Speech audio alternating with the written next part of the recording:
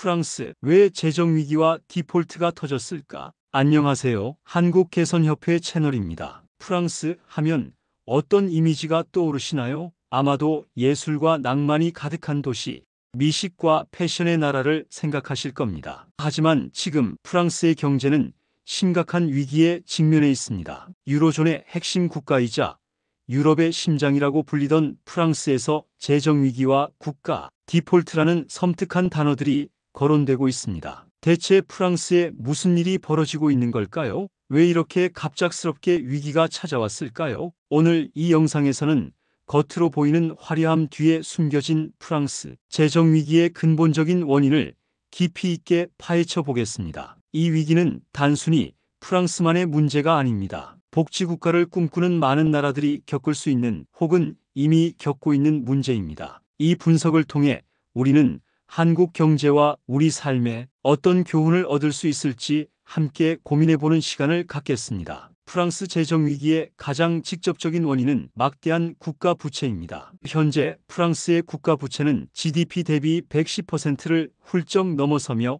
유로존에서 손꼽히는 부채 대국이 되었습니다. 이는 단순히 최근 몇 년간의 문제가 아니라 수십 년간 누적된 구조적인 문제입니다. 20세기 중반부터 프랑스는 요람에서 무덤까지라는 슬로건 아래 광범위한 복지 시스템을 구축했습니다. 무상교육, 무상의료, 높은 실업수당, 연금 혜택 등 시민들의 삶을 보장하는 다양한 사회보장 제도를 도입했죠. 문제는 이러한 복지 시스템을 유지하는 데 필요한 세수가 한계를 드러냈다는 것입니다. 출산율 저하와 고령화로 인해 생산 가능 인구는 줄어들고 연금과 의료비 지출은 천문학적으로 늘어났습니다. 프랑스 정부는 세금을 더 걷거나 복지 지출을 줄이는 대신 빚을 내는 가장 쉬운 길을 선택했습니다. 정치인들은 당장의 표를 얻기 위해 복지 혜택을 확대하고 미래 세대가 갚아야 할 빚을 계속해서 쌓아 올렸습니다. 엎친 데 덮친 격으로 코로나19 팬데믹이 터지면서 프랑스 정부는 막대한 재정 지출을 쏟아부어야 했습니다. 락다운으로 인한 경제활동 중단, 기업과 자영업자 지원, 실업수당 지급 등으로 국가 부채는 사상 최고치를 경신했습니다. 이어서 우크라이나 전쟁으로 인한 에너지 위기와 물가 상승은 프랑스 경제에 치명타를 입혔습니다. 정부는 치솟는 물가를 잡기 위해 보조금을 지급했지만 이 역시 국가 부채를 더욱 늘리는 결과를 초래했습니다. 프랑스의 재정 위기는 화려한 복지 시스템 뒤에 숨겨진 만성적인 적자, 재정이 팬데믹과 전쟁이라는 외부 충격에 의해 폭발한 결과입니다. 프랑스 재정 위기의 두 번째 원인은 경직된 노동시장과 성장 동력의 부재입니다. 프랑스의 노동법은 해고를 극도로 어렵게 만들고 노동조합의 힘은 막강합니다. 이는 노동자들의 권리를 보장하는 것처럼 보이지만 기업 입장에서는 큰 부담으로 작용합니다. 프랑스 기업들은 한 번 고용한 직원을 해고하기가 매우 어렵습니다. 이는 기업의 경영 유연성을 떨어뜨리고 새로운 고용을 망설이게 만듭니다. 결과적으로 청년 실업률은 20%를 넘나드는 심각한 수준에 이르렀습니다. 높은 최저임금과 막대한 사회보장 기여금은 기업의 인건비 부담을 가중시켰습니다. 기업들은 높은 비용을 감당하기 어려워 프랑스 내 투자를 꺼리고 인건비가 저렴한 다른 나라로 생산 기지를 옮겼습니다. 프랑스는 전통적으로 공공부문과 대기업 위주의 경제 구조를 가지고 있습니다. 혁신적인 스타트업이나 기술 기업이 성장하기 어려운 환경이죠. 정부는 과거의 영광에만 머물며 미래 성장 동력을 찾기 위한 과감한 규제 개혁이나 투자에는 소극적이었습니다. 이는 결국 프랑스의 경제 성장을 둔화시키고 국가가 세수를 늘릴 수 있는 기반을 약화시켰습니다. 노동시장의 경직성은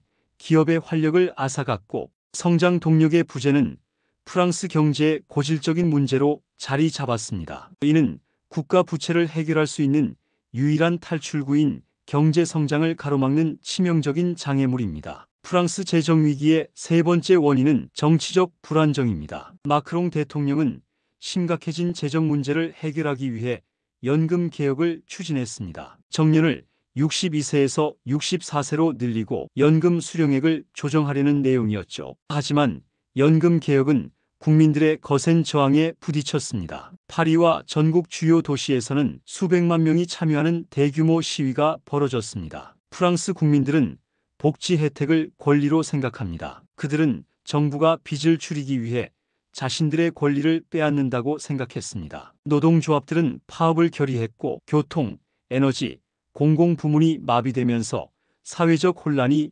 극심해졌습니다. 마크롱 대통령은 의회를 통하지 않고 행정명령을 통해 개혁안을 통과시켰습니다. 이는 민주적인 절차를 무시했다는 비난을 불러일으켰고 국민들의 분노는 더욱 커졌습니다. 정치인들은 장기적인 재정 건전성을 위해 고통스러운 개혁을 추진해야 하지만 당장의 인기를 잃을까 두려워합니다. 이는 어떤 정치인도 쉽게 해결하기 어려운 정치적 딜레마입니다. 프랑스 국민들은 복지국가에 대한 강력한 믿음을 가지고 있습니다. 이 믿음은 정치인들이 재정 건전성을 위한 개혁을 추진하는 것을 불가능하게 만들고 있습니다. 프랑스의 재정 위기는 결코 남의 이야기가 아닙니다. 오히려 우리에게 더 직접적인 경고로 다가옵니다. 프랑스가 겪고 있는 문제들은 한국 사회에서도 이미 진행 중인 혹은 앞으로 닥칠 문제들이기 때문입니다. 모든 복지에는 대가가 따릅니다. 프랑스가 겪고 있는 재정 위기는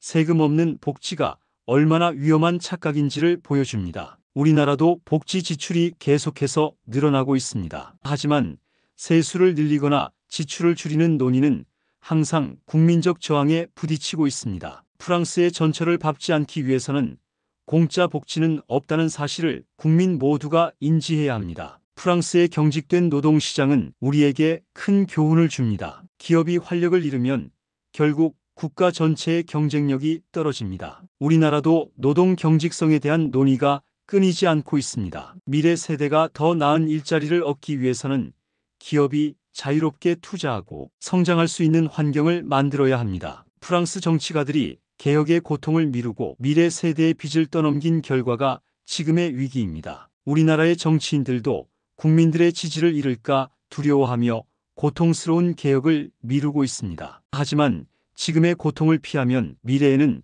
더 큰 고통이 닥칠 수 있다는 것을 프랑스의 사례가 보여주고 있습니다. 프랑스의 재정 위기는 단순히 한 나라의 경제 위기가 아닙니다. 그것은 우리가 어떤 미래를 선택할 것인가에 대한 근본적인 질문을 던지고 있습니다. 과거의 영광에 안주하며 빚으로 쌓아올린 복지를 계속 유지할 것인가? 아니면 지금의 고통을 감내하고 미래 세대를 위한 지속 가능한 경제 시스템을 구축할 것인가? 이 질문에 대한 대답은 곧 우리의 미래를 결정하게 될 것입니다. 오늘 이 영상이 당신의 삶과 미래에 대해 깊이 고민해보는 계기가 되었으면 좋겠습니다. 이 영상이 도움이 되셨다면 좋아요와 구독을 눌러주세요. 다음 영상에서 더 유익한 내용으로 찾아뵙겠습니다. 감사합니다.